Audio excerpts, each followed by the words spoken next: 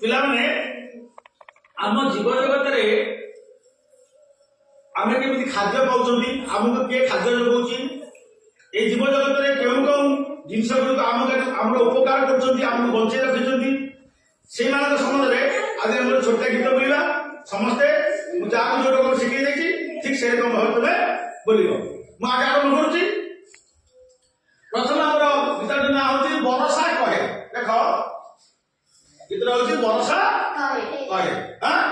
ଆରମ୍ଭ କରୁଛି ଆଗେ ଶୁଣ। বর্ষা কহে মাটি কুতু বতুরি বতুরি যা, বর্ষা কহে মাটি কুতু বতুরি বতুরি যা, মাটি কহে